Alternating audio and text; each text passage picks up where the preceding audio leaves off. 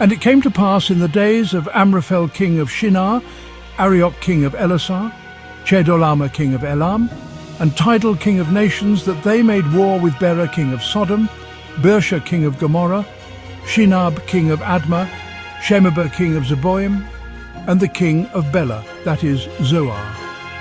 All these joined together in the valley of Siddim, that is the Salt Sea. 12 years they served Kedorlaomer, and in the 13th year they rebelled.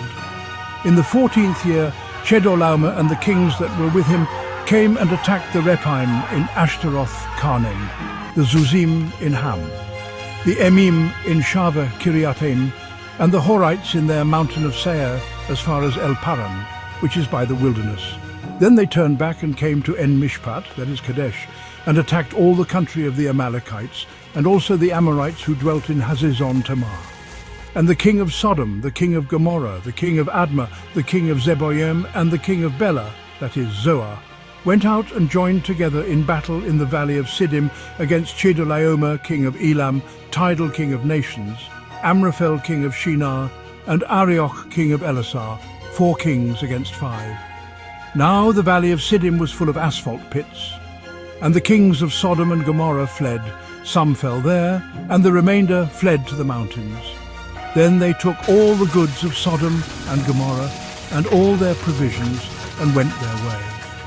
They also took Lot, Abram's brother's son, who dwelt in Sodom, and his goods, and departed.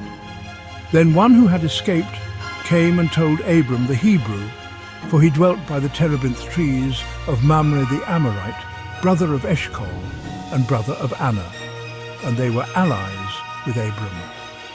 Now when Abram heard that his brother was taken captive, he armed his 318 trained servants, who were born in his own house, and went in pursuit as far as Dan. He divided his forces against them by night, and he and his servants attacked them and pursued them as far as Hobah, which is north of Damascus. So he brought back all the goods, and also brought back his brother Lot and his goods, as well as the women and the people.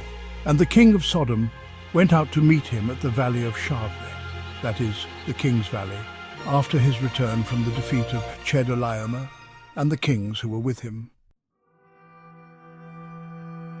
Then Melchizedek king of Salem brought out bread and wine. He was the priest of God Most High. And he blessed him and said, Blessed be Abram of God Most High, possessor of heaven and earth, and blessed be God Most High, who has delivered your enemies into your hand. And he gave him a tithe of all. Now the king of Sodom said to Abram, Give me the persons, and take the goods for yourself. But Abram said to the king of Sodom, I have raised my hand to the Lord, God Most High, the possessor of heaven and earth, that I will take nothing, from a thread to a sandal strap, and that I will not take anything that is yours, lest you should say, I have made Abram rich, except only what the young men have eaten, and the portion of the men who went with me, Aner, Eshcol, and Mamre. Let them take their portion. After these things the word of the Lord came to Abram in a vision, saying, Do not be afraid, Abram, I am your shield, your exceedingly great reward. But Abram said, Lord God, what will you give me, seeing I go childless, and the heir of my house is Eliezer of Damascus? Then Abram said, Look, you have given me no offspring. Indeed, one born in my house is my heir. And behold, the word of the Lord came to him, saying, This one shall not be your heir, but one who will come from your own body shall be your heir. Then he brought him outside and said, Look now toward heaven, and count the stars, if you are able to number them. And he said to him, So shall your descendants be. And he believed in the Lord, and he accounted it to him for righteousness. Then he said to him, I am the Lord, who brought you out of Ur of the Chaldeans, to give you this land to inherit it. And he said, Lord God, how shall I know that I will inherit it? So he said to him, Bring me a 3-year-old heifer, a 3-year-old female goat, a 3-year-old ram, a turtle dove, and a young pigeon. Then he brought all these to him, and cut them in two, down the middle, and placed each piece opposite the other, but he did not cut the birds in two. And when the vultures came down on the carcasses, Abram drove them away.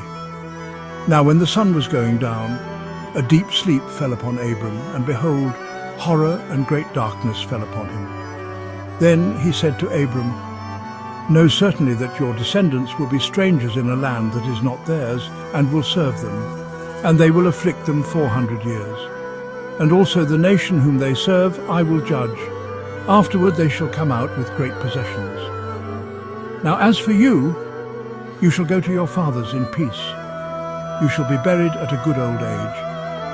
But in the 4th generation they shall return here, for the iniquity of the Amorites is not yet complete."